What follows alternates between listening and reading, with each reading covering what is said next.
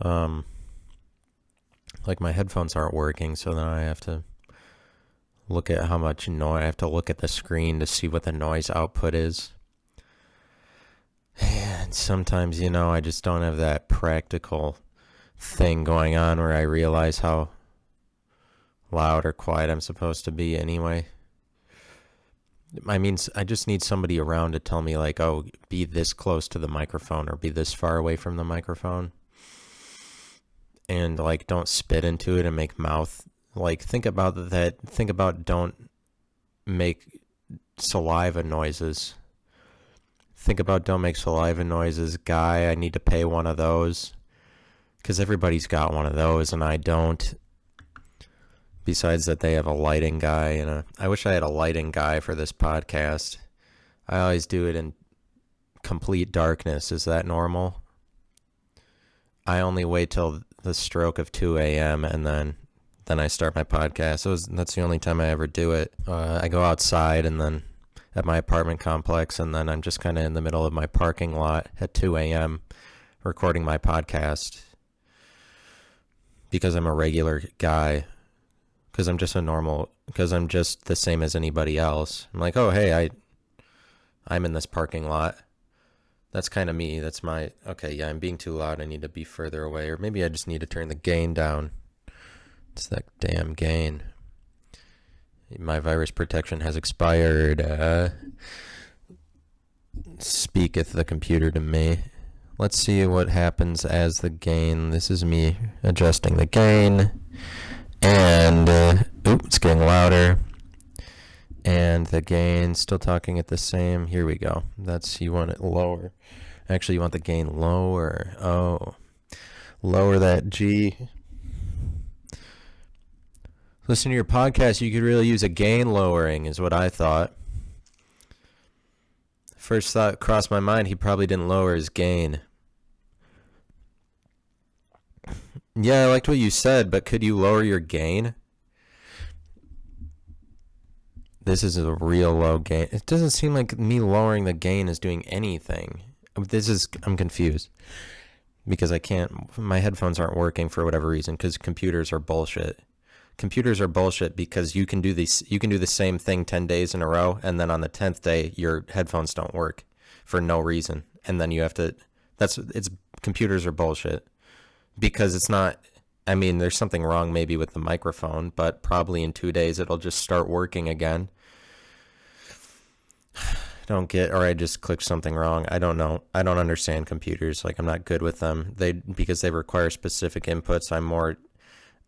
But that's just something to call yourself. I mean, you can get good at computers. It's just like I'm not naturally inclined to figure out what a computer is doing because I'm more inclined to considering a lot of possibilities with something, like imagining possibilities. Yeah, like imagining a lot of ways that something could work rather than making it so that it works exactly one way. I'm not good at like determining exactly the one way. Maybe is why. So now it's like I feel like, oh, I gotta be quiet because I don't know how this shit is working. Because I'm too close, and then I adjust the gain. Doesn't matter. It doesn't matter.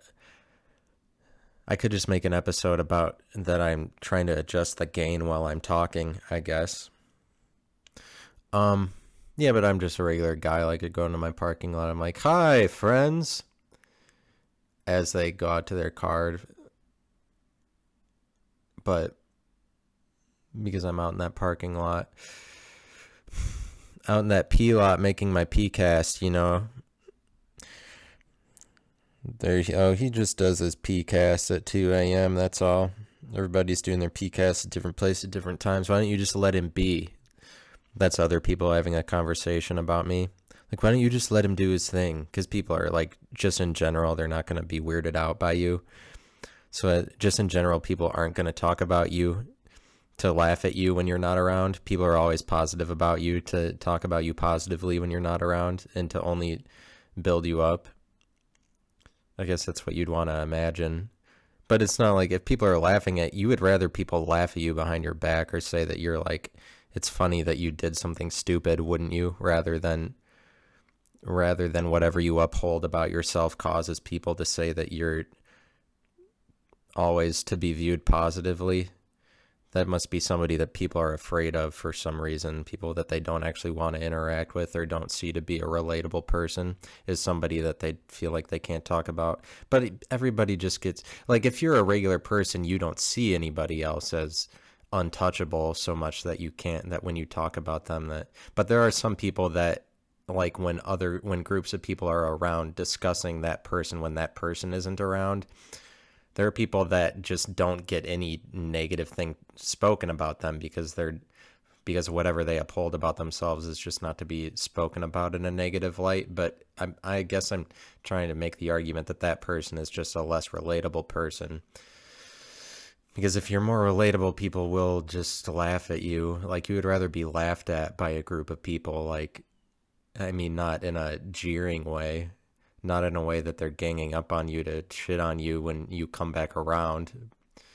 I mean, it's a fine line, but it depends on how you sell yourself is what determines how a group of people will talk about you. So if you go too far saying that you're just a dumb shit and you just act like you're a fool of some kind around other people and make dumb decisions, then people will laugh at you jeeringly when you're not around.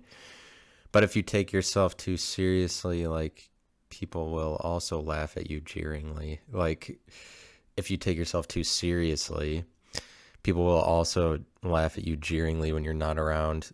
But if you're a relatable person, then people will talk about you like you're a relatable person when you're not around, meaning that you, like, you don't isolate yourself and tell yourself that you're more special than a group of people when you're around them, so as to not, like, whatever. Like,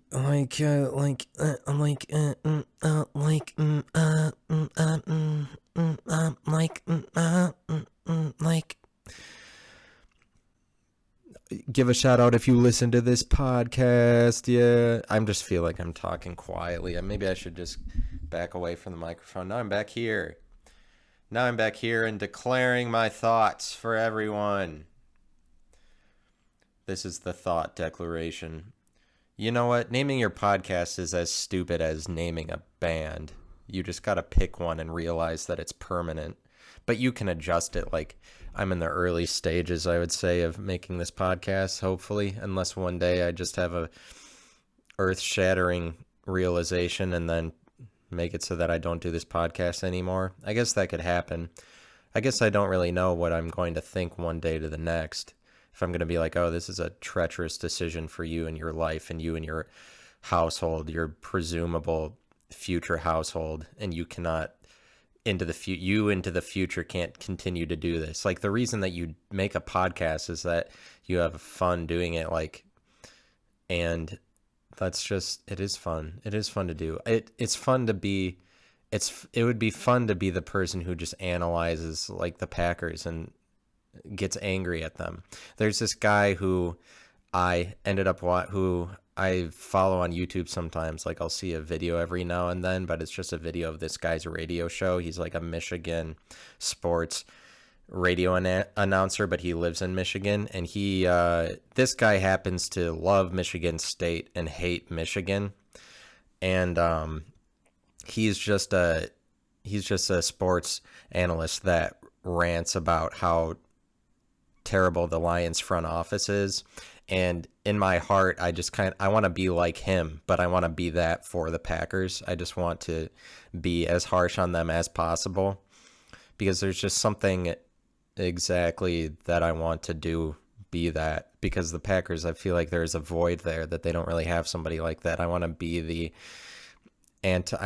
the devil's advocate of the Packers, but not that, because that phrase is shitty and an academic one. Like, it's just something that an academic would use. It's too proper. Like, don't use the phrase devil's advocate for real.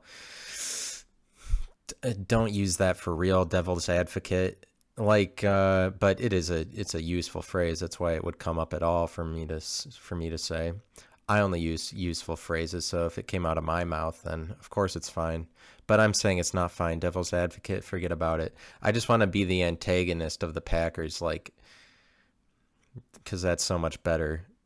I want to be the antagonist is so much better than devil's advocate. I want to be the, what's the word? I'm going to stop to think about what word. It's kind of just like the but not the antagonist. Like, I'm a Packers fan because this guy, Mike Valenti is his name. He talks about the Lions and just, like, he'll get really angry in a way that you want to listen to it. Like, I haven't arrived at that level of rage. Like, that I don't know if I would if I developed my strategy for talking about the Packers. I would arrive at a level of rage that's just enjoyable to listen to because that's what this guy brings to the table, Mike Valenti. And I just want to arrive at that like level of rage where you're just like, oh, he really is pissed off, like just embodying the anger that you could potentially have for a decision the Packers make. Like, I would love to be that for the Packers, and I could be that because I'm like not as much a Packers fan. You have to be outside of it a little bit. I'm still like a Packers fan because Mike Valenti's still a Lions fan, but it's just more like he's their loving father or something that has to be harsh on them all the time, or like or whatever. I want to be the Packers' loving dad is mostly what I'm saying, but it wouldn't be, don't take my word for it. Like, don't take my phraseology for it because that just sounds nauseating. Think of it some different way than the way that I, from my faulty subjective opinion, would consider it.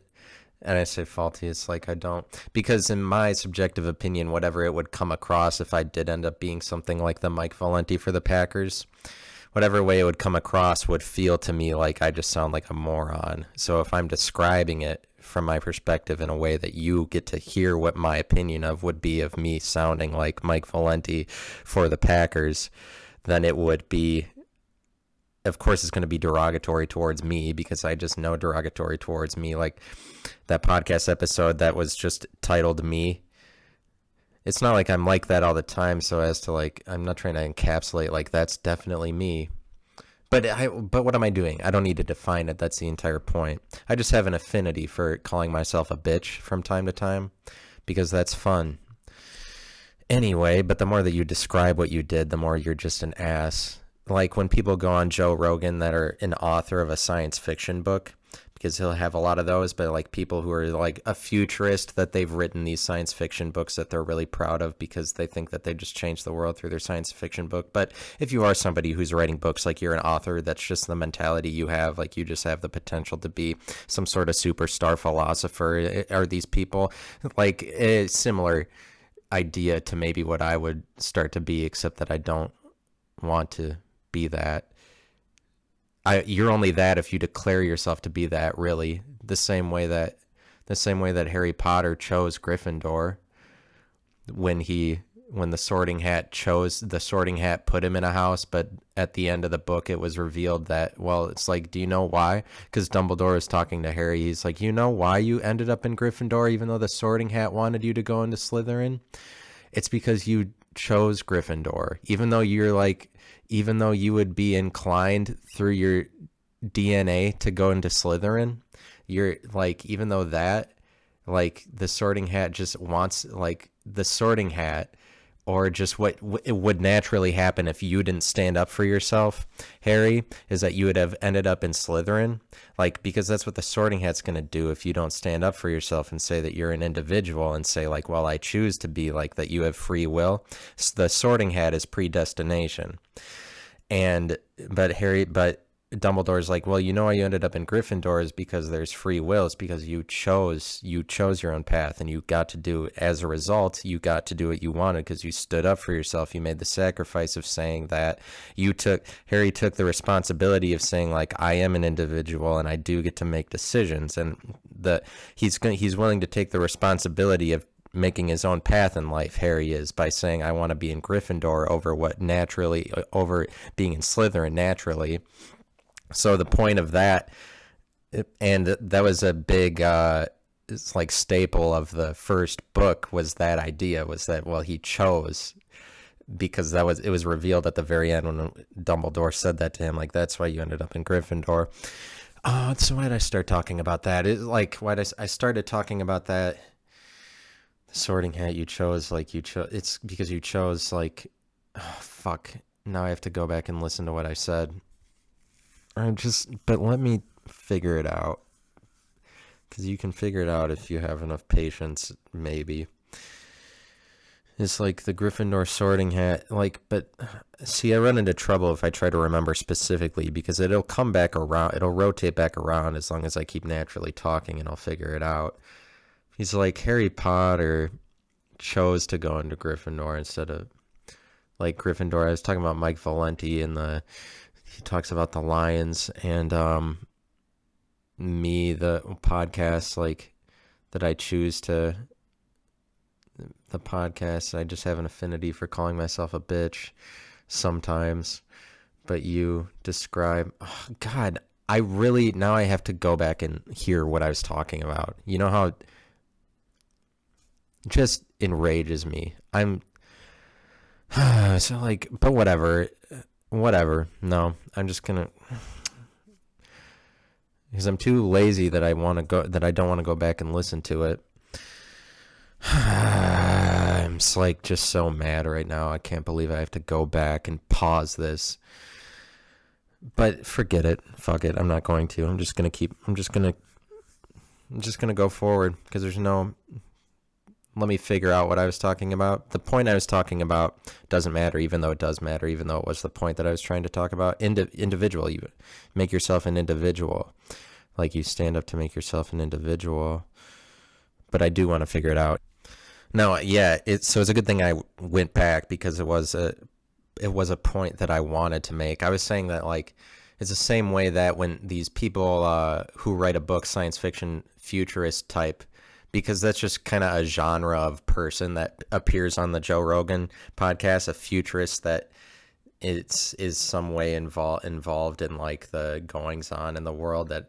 I don't know exactly what job futurists have besides that they go around and make speeches, but there's a certain kind of person who declares themselves to be a futurist that they have enough credentials in the world that they're actually invited to world events to help influence the world's trajectory in some way, that they're so much a futurist that they're actually making a ton of money out of it. Like they actually have a career in something sciencey, even though they're a futurist and not a scientist.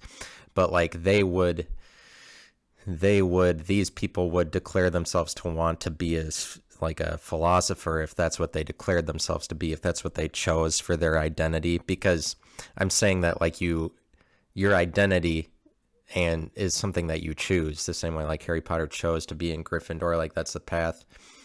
Is ultimately what I'd say about it is your identity is something you choose, and I'm sure that sounds contradictory to stuff I've said in the past, but it's not. It's what I meant the entire time, because I do end up saying identity exists outside of you and is therefore up to other people, but I'm just saying the specifics of the definition of the idea is that it's determined by other people, but it's still you that you choose what you are to yourself, what you say you are to yourself, so that is what's reflected to other people, that they make something out of you.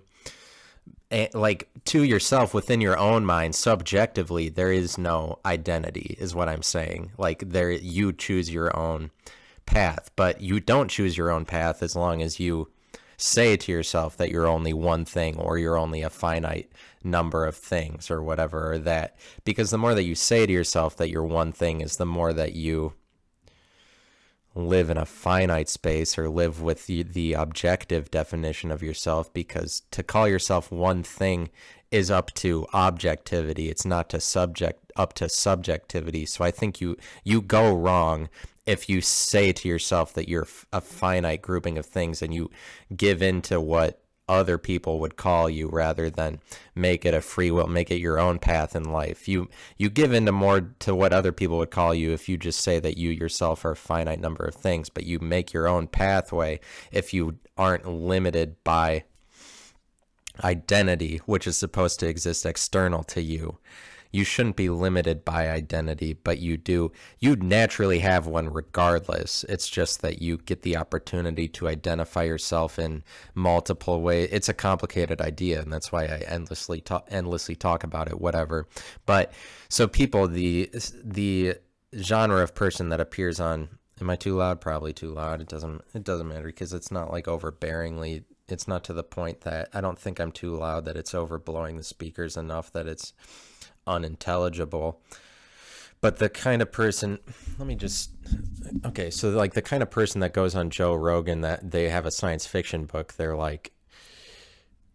a nauseating kind of person. Like, and that's what you wouldn't want to, they're just so proud of their book and proud of being called like a futurist.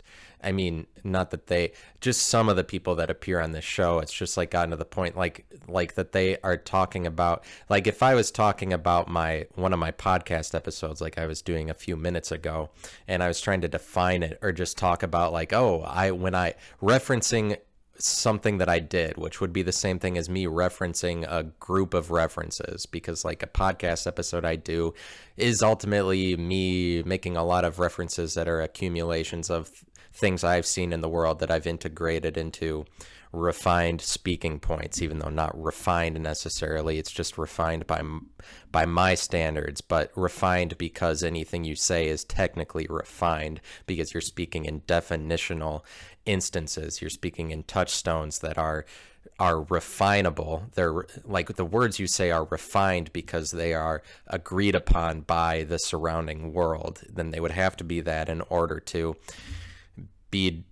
reach the status of a word. So they're refined to some degree. But like if me talking about a podcast episode I did would be the same as one of these people that writes science fiction books that appears on Joe Rogan talking about a book that they wrote and referencing stuff that they wrote in their book. Like, because this kind of person will do that, and they'll get kind of giddy talking about garbage. Oh, but yet you say, whoa, my TV just turned on because I live with my friend Ted, and I used to, and then he moved away. He moved to Colorado, but his my TV is still connected to his phone, and my TV just turned on because he logged into YouTube and it went to my TV, and he's in Colorado right now, and I'm in Columbus, Ohio. And that hasn't happened before. My TV just turned on. He's showing one of his friends a video or something. I'm going to turn that off. So that's that's a thing that happened in my life as of today. And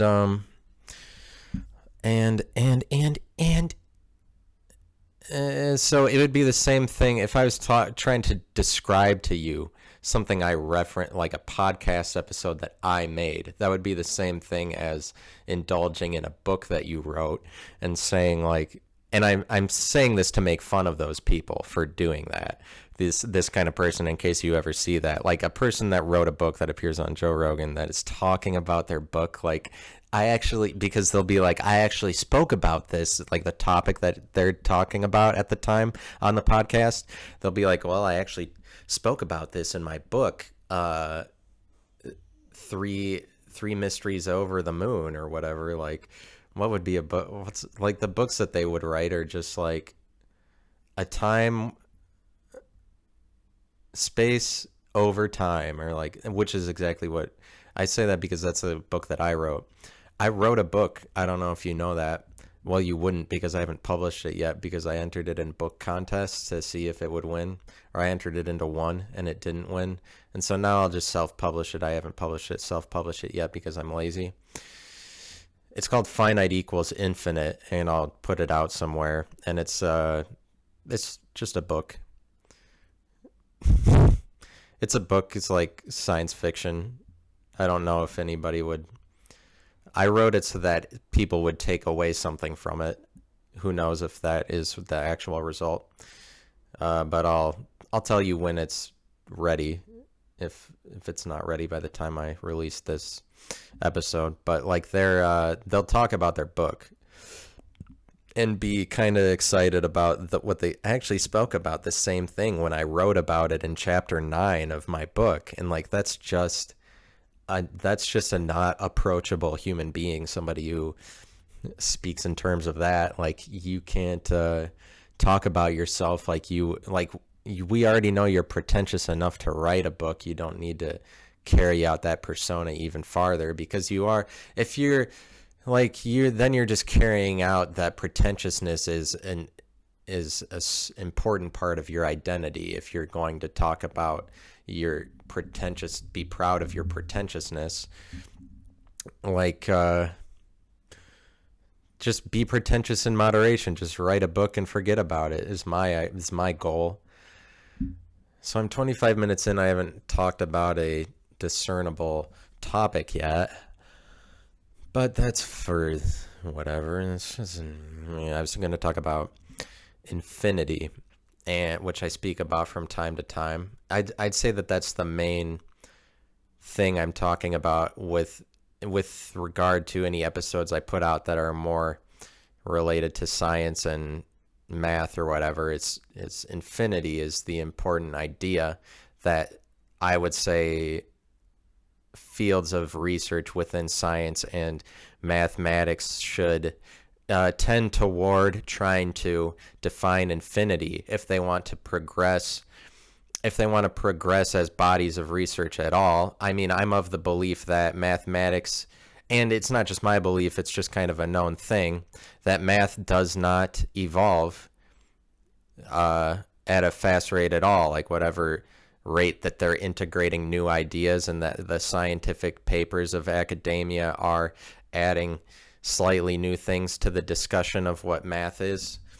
The rate at which that's happening is very, very slow, and math is traditionally slower than other bodies of research in its ability to evolve. But really, I would say even something like maybe science would be, or like relativity or theoretical physics would be considered a fast rate of evolution because they are like string theory, because string theory is a newer theory. But like theoretical physics would include string theory, and so theoretical physics is at least in the business of including fields of study or thought that are at least like 30 to 40 years old. Like string theory is relatively new. And so theoretical physics is more in the business of incorporating new fields of study. But I would say, in my opinion, it's still way too slow an evolving process, even theoretical physics, let alone that mathematics is slow. Mathematics is even slower because they're not going to include a new... Mathematics will take like 100 years to include a new field of study. Like probably the newest thing that they've incorporated is number theory. And it took them about 60 years after people were having philosophical discussions, writing books about things that could be described as number theory, for math to start to see that as a valid field. But like, I'm saying that the fields of research within math and science that are evolving, they should evolve to try to include discussions about infinity. And like, I would say infinity is kind of like an idea that's relative to philosophy, physics, theoretical physics, science, general relativity, quantum mechanics, quantum computing too, and mathematics. And the idea of that is important to all of those fields of research. And like from an academic standpoint, from like a body of knowledge standpoint, is what we as a society should try to incorporate more into our body of knowledge, is the idea of infinity, because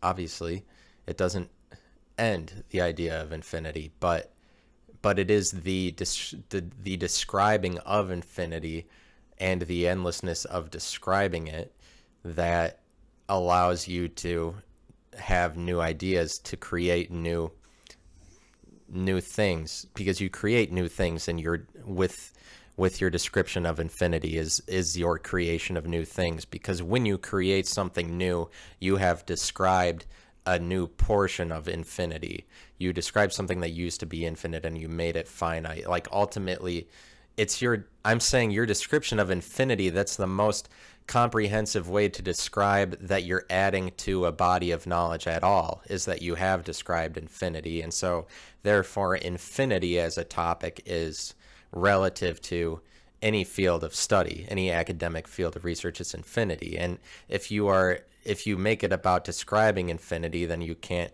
go wrong, because that is a higher level of intelligence to try to describe something that's relative to all other fields of intelligence that we're already able to describe, like mathematics, theoretical physics, whatever.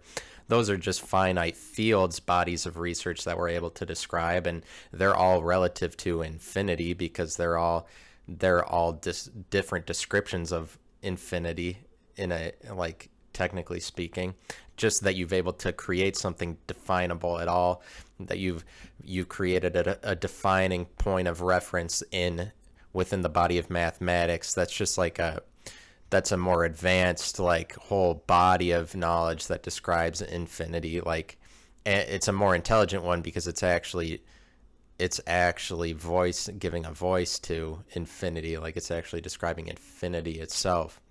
Like, it's an important thing to describe infinity, but, like, I'm energized in my justification of explaining infinite things, just by that there's a lot of artistic development towards doing that, I would say. Like, I started watching Rick and Morty a few days ago, and so that's just like, it gets at what I'm describing with the infinity thing. But, like, Rick and Morty is just a transcendent cartoon, so to speak, and I wouldn't, like, go into trying to describe it. It's kind of got an undescribable philosophy about it.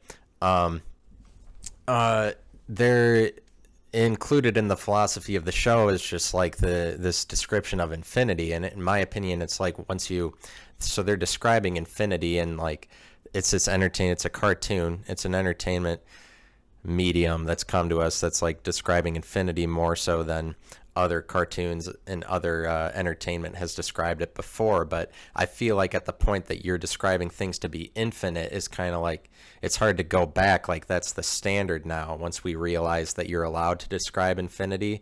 But infinity is the ultimate in terms of mediums that you use to describe things, because it's all inclusive. And so, like, that, like, Rick and Morty is explaining things through infinite timelines more so. And it's like, I feel like once you start to include infinity, just the description of the idea, into your vernacular as a society, like, just that you know that you're comprehending it and comprehending that medium itself, like, there's not really any going back. And I feel like that's kind of what, like, I described that in the episode that I was talking about superposition, that, like, when we in the early 1900s started to finally declare, like, oh, a particle is both a particle and a wave, and, like, superposition exists, and, like, the superposition of you understanding things finitely and infinitely, like, that's just us starting to comprehend that infinity is the, like, necessity, just the presence of infinity is already there. But, like, once you realize that, I don't think there's really any going back. But I feel like as a society, we just are progressing to try to explain infinity to ourselves. Like, infinity is the next frontier, and it would have to be, because, like, as long as there are next frontiers, because what's in terms of our position in outer space, like, you have to comprehend infinity in order to understand, like, if you believe that there's aliens, that there's other life forms, that there are other worlds, like, which is kind of what this cartoon is saying. I was starting to watch this other cartoon the other day called The Midnight Gospel. That's a Netflix original series that also describes this. It's a new cartoon. It also describes things in terms of, like, infinite worlds. Like, if you believe that there are infinite other worlds, like, there's other life forms out there that exist, and I guess if you were, depending on who you were, you would just, like, wouldn't, you would just be like, no, that's not true, and then you just be like, that's just fantasyism, or that's just stupid. I mean, I tend to believe that there's other worlds out there and other, like, life forms for us to meet. So, like, if there is a next frontier at all, because we've already seen everything on this planet, we've come to understand all of it, we know all the cultures that exist, and there's not like any sort of, we know all the cultures that exist, we've mapped the entire world. If there are new frontiers, they are the frontiers of traversing large amounts of outer space, but like that would be contingent on your ability to comprehend the infinite, is how much you can traverse infinity. And so like I feel like the next frontier is our understanding of infinity as a society. It's our understanding of infinity, and like our ability to comprehend it. I feel like that's what's reflected in a lot of the media that we receive back to us through like that's developing now. A lot of new stuff that's developing now is kind of just more at the heart of describing infinity, but we're already doing that in an academic sense, like, and I've explained that before, just like the push scientifically is to discover, and the push through quantum computing is to describe an infinite space. Like mathematics has a you can't just stop with mathematics. Like mathematics would have to undergo a revolutionary transformation in order to catch up to the way that the world is starting to describe infinity now. Like mathematics is immature in its ability to describe infinity and should evolve rapidly if it wants to survive, if you ask me.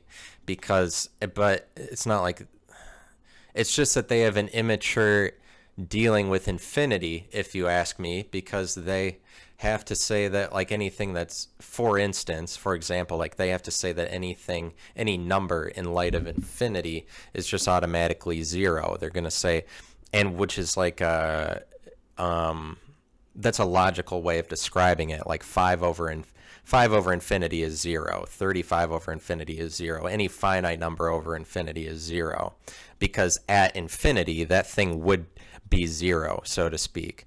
But like I think that we are more mature as a society to try to approach that differently and say that infinity is a thing rather than just assume it to be omnipotence, like never-endingness.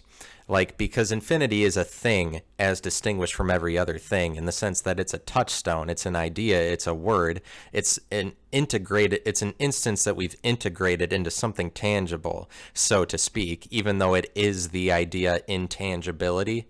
Like endlessness, it's still a distinguished, we're able to call it something. And really, like I would say that any finite thing, like 5 or like 5, like any finite thing, like because I would say the same thing with regard to anything that you've defined in reality around you, like a jar or a coffee pot. Like a coffee pot is, by mathematics' definition of it, a coffee pot is also nothing at infinity, because you're saying the same thing, because you can number coffee pots, you can number jars, you can number anything, like, because there's 40 staplers or 60 tables, or there's like a finite number of tables in the world. You can number any one of those things, and the same way that you can just describe numbers like 60 over infinity. So like 60 coffee pots over infinity is 0 according to mathematics, but like we can see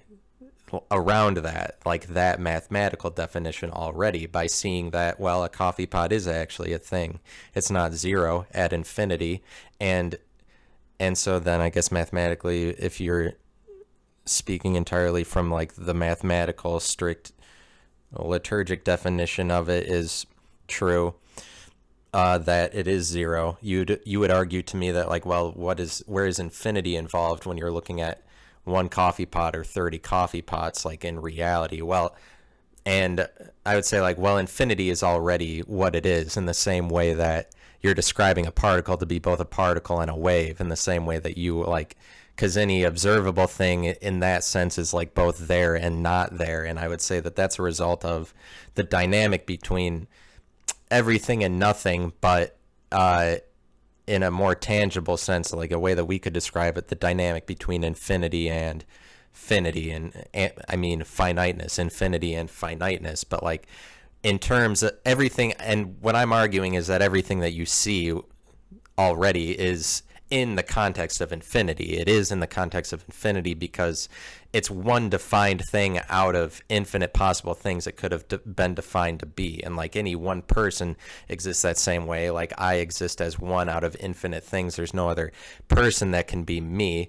And so when you consider that human, that definition allows for infinite potential humans that can exist. I am one of those, and therefore me as a human cannot be taken up by anybody else, and so therefore I do exist in terms of infinity. From the perspective of infinity, I do exist because I am the one thing that infinity can't produce anything like that anymore. So like a coffee pot, and just like a coffee pot exists as one out of infinity possible definitions. Like it isn't a notebook or it isn't anything else, a coffee pot.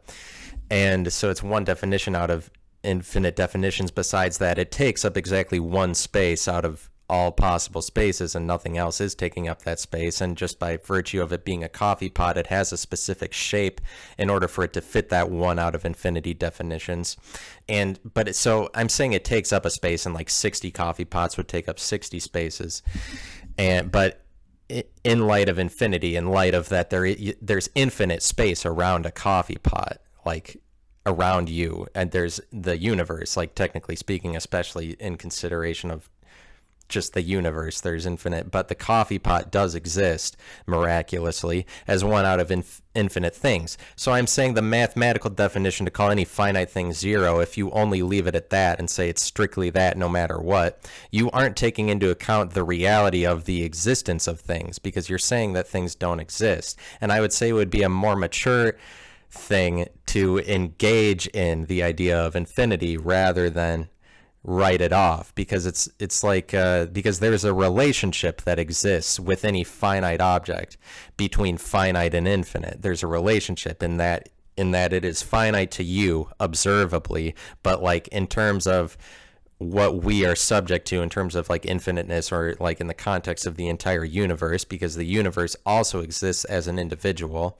the same way that there's one universe, the same way there's one you as a person. Like the universe, or like in terms of what we're subject to, like infinity, the perspective of infinity just sees it as, would have to see it as something too, because there's a relationship between nothing and it is a thing. It's an existing thing, meaning that it exists somewhere between nothing and everything. And so it would be an immature thing to say that it is just nothing, because there's a relationship between nothing and everything in which that coffee pot exists. And that coffee pot is a medium, so to speak, and it's a medium, so to speak, between nothing and everything. But if you just give the mathematical definition of it, you're only taking into account either just infinity's perspective or just nothing's perspective or something like that. You're not taking into account that the coffee pot exists as a medium between nothing and everything. So I feel like we're more intelligent as a society to be able to voice it to be that as a relationship. And you're not, like, mathematics isn't engaging in the relationship that exists and the existence of things enough. And so therefore it needs to undergo some sort of revolution so that it's more up to date in its ability to describe infinite things, because I would say it's an important stepping stone along the path to understand that a finite thing is this relationship between finite and infinite, that it's both there and not there. It's a particle and a wave.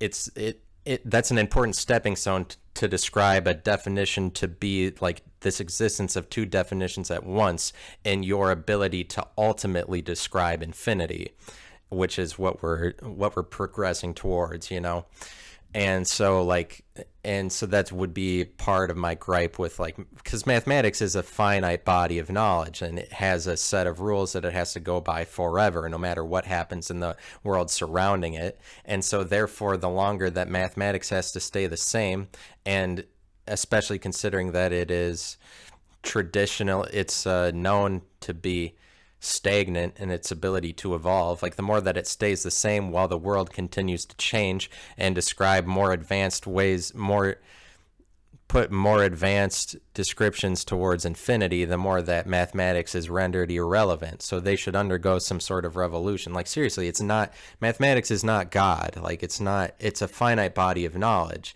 and it changes forever. Like, they used to not recognize negative numbers to be a thing, like as late as the 1700s, but then they started to include negative numbers to be like, oh, I guess we're able to describe that now, because along the timeline of mathematics there are all these things that they had to have this big debate over whether or not it was, we were allowed to include it. But like, so there's a lot to be evolved about math, whether or not they're, because like a body of knowledge would exist to describe infinity. I just don't know at this point, like, if we even are concerned as a society as describing like a body of knowledge to be one thing anymore. Like I'm saying, if my ideas were a specific field of research, I don't know that it's important to tie it down to one definition anymore, so much as it's important for there just to be a lot of data points from a lot of different individual viewpoints in order for us to like collectively arrive at some higher level of intelligence on what infinity is. Like, I don't think that we necessarily need a finite point, because that's the whole thing. Like, you don't need it's not about having a finite point of reference to describe infinity if your goal is to ultimately describe infinity. And so therefore any specific way of describing it is not true. Like, even my description of it is not true. Besides that, well into the future, we will hopefully have understood infinity to the point that, like, and that is my belief, is that well into the future, like 100 years from now, the things that I'm saying about infinity will sound primitive and stupid, like, is my belief, because 100 years from now we will have advanced far and like further in our description of it. But like, we're kind of on the verge of just recognizing the full parameters of the idea of infinity and putting our focus on that. And it's something that I feel like you would naturally tend toward as a society, seeing as that infinity is relative to all of those bodies of knowledge, and therefore is the most transcendent and most undefinable way of describing knowledge itself, is to describe infinity, because it's relative to everything else we've already described. Infinity is that idea. So that's like the most undefinable idea, so to speak, but it's undefinability. But the more that we arrive at a point where we're just describing undefinability by itself, is the more that we transcend, so to speak, what we already knew. But advancement is transcendence, is understanding undefinability, is understanding infiniteness. Like, that is what, because the more that, like, because most people would say, right, that advancement is directly correlated with our ability to go further and further into space. Like, when we arrived on the moon, like a huge step, like, oh, we're finally actually starting to leave the world. Like, most people would see that as advancement. But like, so physically, we define portions of the infinite the further that we move out into the universe. Like, the more that we can declare ourselves to map a different world or a different planet, is the more that we incorporate into our body of knowledge. But just the more that you do that, the more that you're over an understanding of larger and larger sections of the universe, is the more that you've described infinity to yourself. And so, like, so advancement itself is description of the infinite, is what I'm saying. Advancement itself. Infinity. Do you hear about infinity?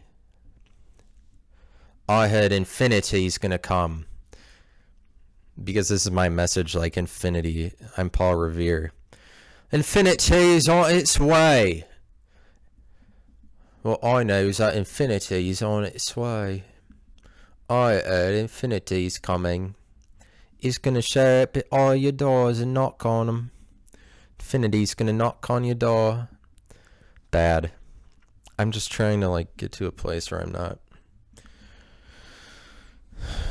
comical about saying a British accent. It just takes me a minute. it takes me a minute to like, okay, now you can be funny. I have to be in it for a little bit in order to get to the other side where it's actually funny, because usually it's not. I start off with a bit, it feels like it takes me about 2 minutes of not funny to actually be in it enough to start to make it funny, is what I'm describing. Like, communication is the world to me. Communication, like, that I get to explain to you how long it takes me to make something funny. Like, don't you just want to explain yourself all the time? Does other people have that need? I think people have that need but don't even realize it. They don't understand the freedom of communicating yourself, because it's freedom to for me to explain my fear of like not sounding funny for 2 minutes, that I have to get over that, like I have to get over the first 2 minutes of me talking about something I find to be funny in order to finally communicate what's actually funny for other people to see it that way, because I'm just so inhibited by my own self to for me telling myself that it's not funny until, because if you honestly, if you intend to say things that are funny, the only thing that's not funny about them is if you tell yourself that it's not funny while you're doing it. But if you tell yourself that it's funny, then it will be funny to other people. It's just that it's not so simple as to tell yourself that it's funny. It's something that you have to feel. It's something that you have to be to actually be funny and relatable to other people. It's something you have to be. It's something that has to exist external to yourself in order to be relatable to people. You have to be that, and there's no formula for that. You can't think your way there. You just have to be. So that's why it's not simple to make changes in your life, because changes are actions. Like, it's something you have to be. It's not something that you can describe. It's not something that you can think your way there to be. Like, when you try to take on some sort of new mindset, like when the day begins and you're like, okay, today I'm just going to try to be this, and that's just like what you're going to be for like the next week, because that's the way that you've described it to yourself for the time being currently, is like, well, I'm going to try to be this, because that gives you some sort of positivity, like that idea, like acting that way or being received that way to other people. Like, you have this mentality that you're going to portray in the world to other people when you speak to people, like within yourself, to yourself in your head, you're like, I'm going to be like, just be like this today when you're at this party, just be like this, because you have and you'll have a new mindset all the time, or you'll describe it like slightly different in slightly different terms, or like have a new word for it. Like 2 weeks later, you'll have a new word. I'm going to be this today. Like, but like you always have new, they don't work like constantly, they just work temporarily. But that's just what life is that you temporarily have that, and then you change to try to portray something else. But maybe that's just if you're like an analytical, really introverted person like I am, that you do that. I don't know what percentage of people would do that, or if it is just everybody that they're like, I'm going to be this mindset today. But there's probably like half the people don't even think in terms of that, because they're just like, oh, it's great to be around people. They automatically are okay with being around people or whatever, so they don't have to formulate, like, because it's a formula is what I'm saying. It's a formula when you do that, when you're like, like you're defining it to one thing, like I will formulaically be this. And the reason that those only exist, they only last for so long, those mindsets that you take on temporarily, is because you can't think your way to being happy, because the result of it ultimately is just to feel free and comfortable around other people. When you take on that kind of a mindset that you're like, I'm going to be just like, what's one that I would like, let me think of a specific example. Like, I would be, okay, I'm just going to go out. Like, I used to do it more than I do it now, because now it's just like, well, just like whatever, because ultimately you just have to say to yourself, it's whatever. It doesn't matter what comes out of it for you to actually be free and comfortable around other people. But if you're in the business of being like, I'm going to be this way, then it's more of a formula. Like, maybe one that I would say is like, specifically, like, I'm going to be around people, like, well, just try to be, Just try to be positive about everything. Yeah, that's what I'm saying, is that at this point, I don't get into a specific word, a specific formula so much for what I feel like I need to be around people, because now I'm just like, oh, just be positive. It doesn't matter, because I don't have as much anxiety as I used to in my life. So I'm just like, oh, just be positive. But maybe in the past I would have been like, specifically, I would have said to myself, like, make sure you act, really friendly, or like make sure you, even though that's the antithesis of what I am. I don't think I have a hard time I don't think I'm really friendly naturally. I would just be like, well, make sure that you like greet people well or something, like make sure that you are relatable or something like that. Just make sure that you're relatable. But like that specifically, you can't hold on to that forever, because then because you can't be relatable ultimately forever, because the only thing that you are ultimately forever is just your name, like what you are. And like Matthew Connor, all of the set of all actions I will perform during my entire life, the only thing consistent through all of those is Matthew Connor. And so that's the only thing that I ultimately am. And like I can't attribute all my actions to any other single definition besides my name. And so it's a formula if you just like, okay, be relatable specifically, and it'll only last temporarily, because you have to be, in order to really achieve the result of just being free and comfortable around people.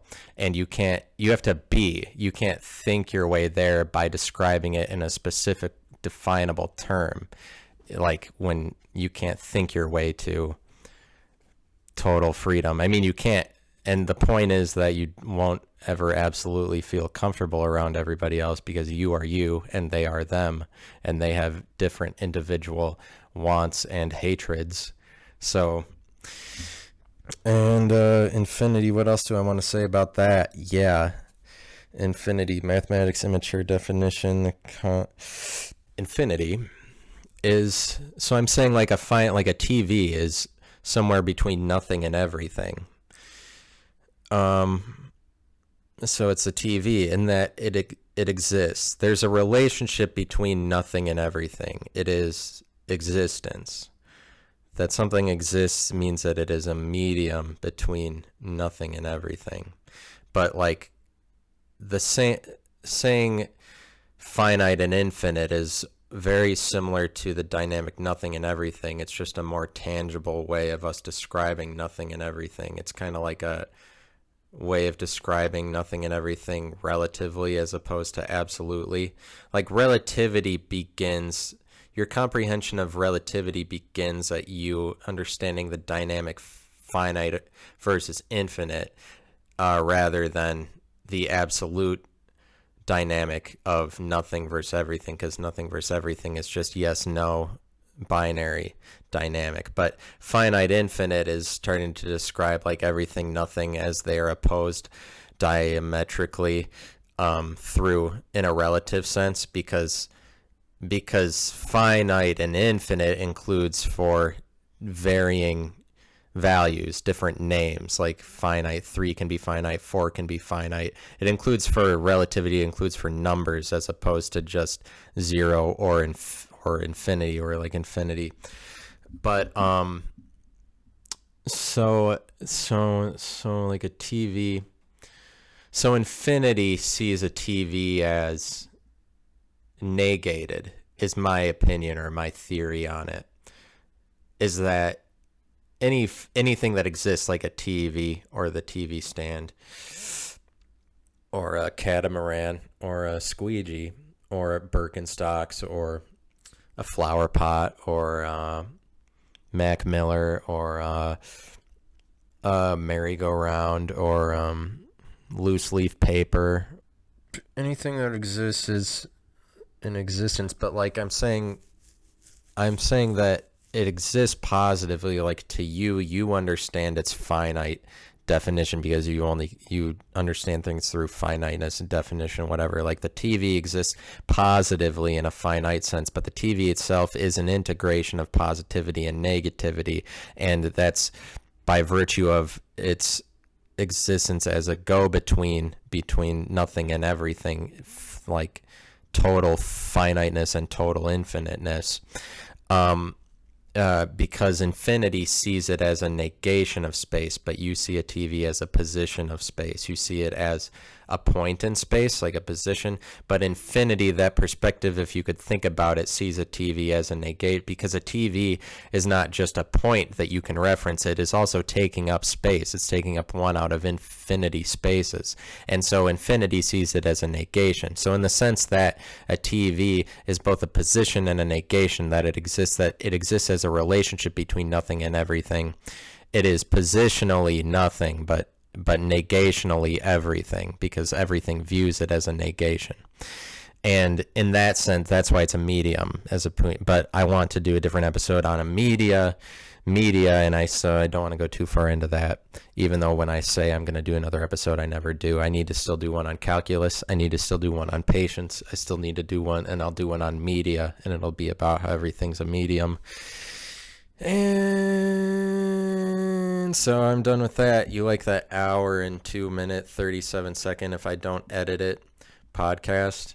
I'll see if I can come up with I don't know if I'll be able to come up with it, but maybe like a 46-minute 21-second podcast or something like that. If I did like a 21-second, then 14 millisecond, 46-minute 21-second 14-millisecond podcast or something like that. I'll see if I can come up with that for my listening audience. And thanks for listening, of course. And I don't know, I got a couple projects in the works, but I was thinking actually of doing one where I did a hour, 15-minute and 31-second podcast. I don't know if that wouldn't be for everybody, though. That's kind of more for a smaller market, because it's not like everybody.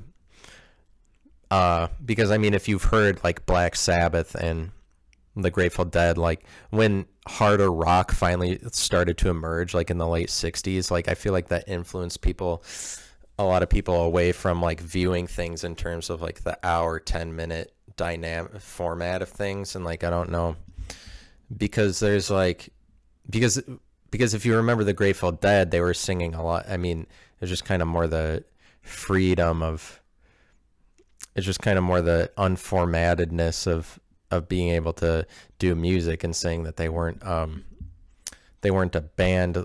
It's not like it was important that they sell themselves as a specific kind of band, but that what was more important about them was the music that they were, that the language of music that they were communicating. And so I feel like that's kind of the fork in the road you can point to, where a lot of people jumped off the hour, 10-minute, 31-second format. And it's just like, in a perfect world, I would do a 21-minute, 46-second